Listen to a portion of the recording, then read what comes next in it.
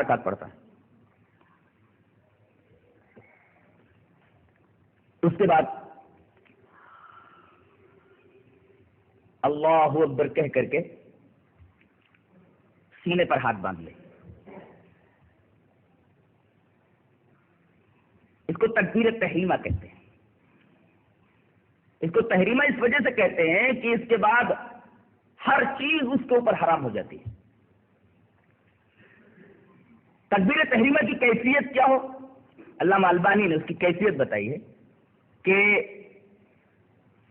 انگلیاں کھلی ہوئی ہونی چاہیے.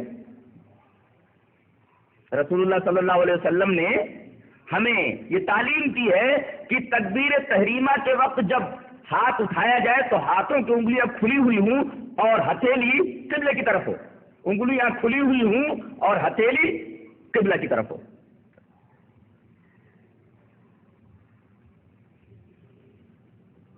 پہلے ہاتھ اٹھائے یا اللہ اکبر کہے.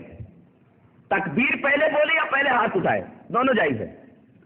پہلے تکبیر کہے اس کے بعد ہاتھ باندھے سینے کے اوپر، یا پہلے سینے پر ہاتھ باندھ لے اس کے بعد تکبیر کہے، دونوں طریقے سے جائز.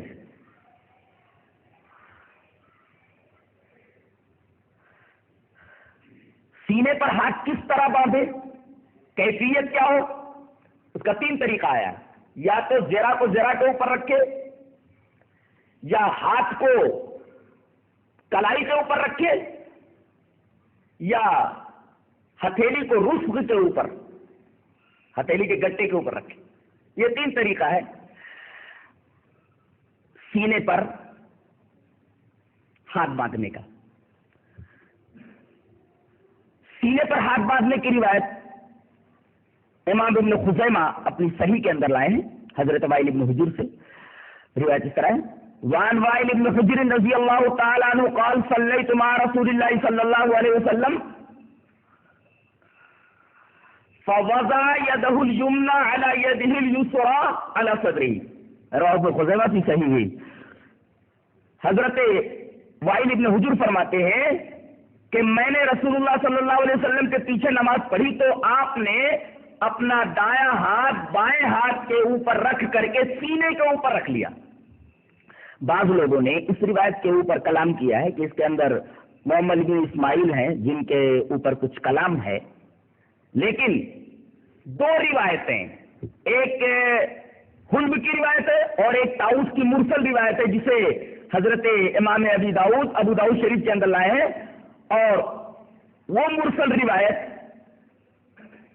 اس روایت سے مل کر صحیح ہو جاتی ہے، اور یہ مرسل طاؤس اس حدیث وائل ابن حجر سے مل کر صحیح ہو جاتی ہے.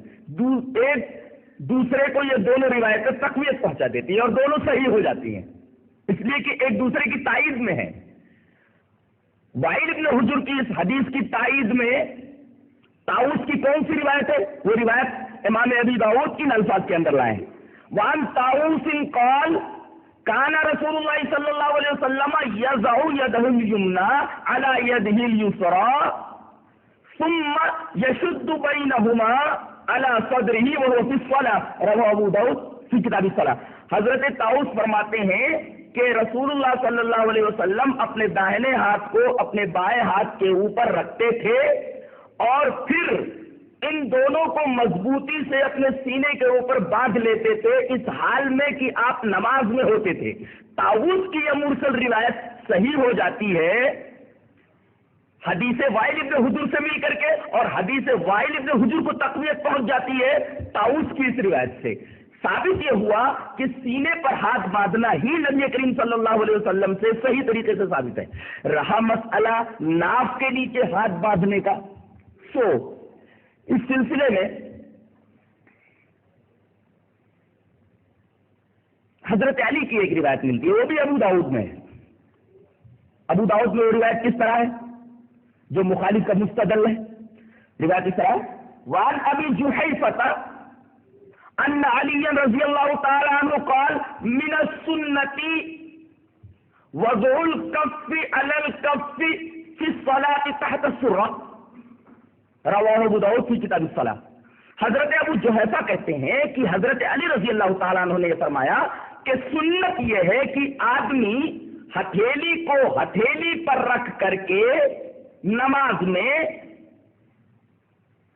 ناک کے نیچے نیت باندھ لے. یہ حنفیہ کا مستدل ہے. وہ کہتے دیکھو ہمارے پاس بھی دلیل ہے.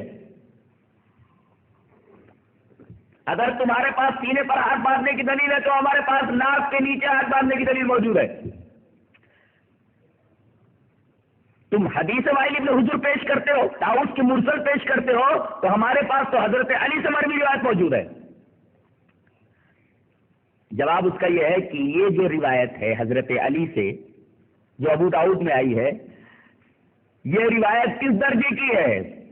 پہلے یہ تو جان لیجئے یہ روایت ضعیف ہے. کیوں ضعیف ہے؟ اس لیے کہ محدثین یہ کہتے ہیں کہ اس میں عبد الرحمن ابن اسحاق واسطی سند کے اندر موجود ہے جو بالاتفاق ضعیف ہے.